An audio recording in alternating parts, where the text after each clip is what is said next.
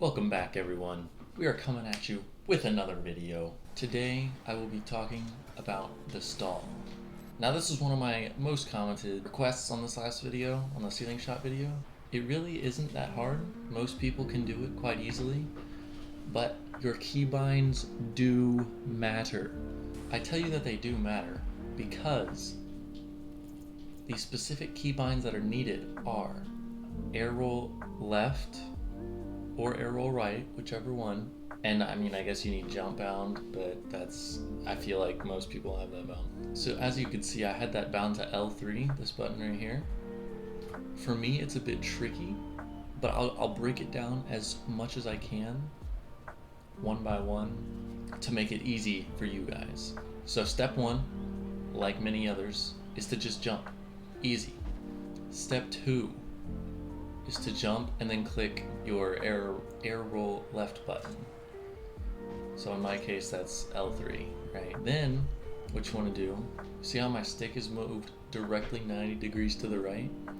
You have to jump, press down your air roll left button, and have it directly 90 degrees to the right. And that'll create like this little strange looking air roll thing. Now all you have to do from there is just jump again, and it'll stall kind of. At the start of the video I showed you that I could do something like that. That's just me doing everything really fast. So the difference between this and this is me holding down that air roll and moving that thumbstick. So if I were to release those as soon as I flipped, it will stall. So you can see the inputs, they're going rapidly, like it is an instant thing. Just bam and done. See, bam, done. And you can still see I turn a bit when I do it. For the purposes of the video, I'm gonna change my air roll left button to air roll right for you guys and show you how to do it like that if you use air roll right instead of air roll left. So it is the same thing, except instead of your thumbstick moving right, thumbstick moves left. Obviously I don't use air roll right, so it is kind of weird for me, but you can see it works just the same. Now you may be asking yourself, what is the benefit to doing this? Because you look kind of stupid just doing that mid-game. Like there's no point, right? I'll tell you. Flip resets. See, if I'm upside down and I do that stall, I can get my second flip off of that. You also may notice that I tilt my car a bit to the left. That's to account for that spin. So I spin a little bit every time I use it, or every time I stall. So by tilting my car, it accounts for, like, I see how I tilted a bit to the left and it tilts right back into place.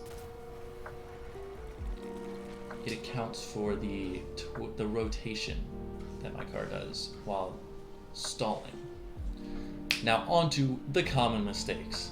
So the number one mistake I see is accidentally front flipping or side flipping.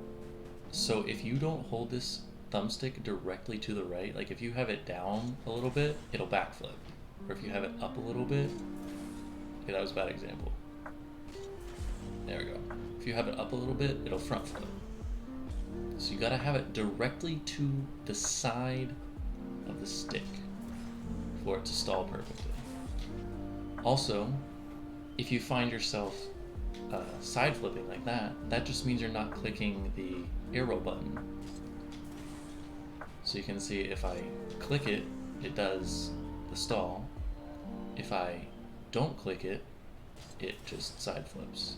So the best way to get better at this mechanic is, much like every other mechanic, just practice it. And you can actually chain these resets too.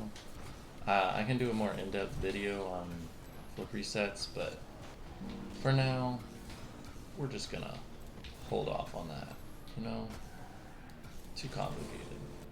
Let me know if there is anything else y'all wanna see. I can make a tutorial on anything. My next one will probably be a speed flip of some sort, so stay tuned for that. And if you haven't already, click on this video right here, give it a watch, and I will see you in the next one. Peace.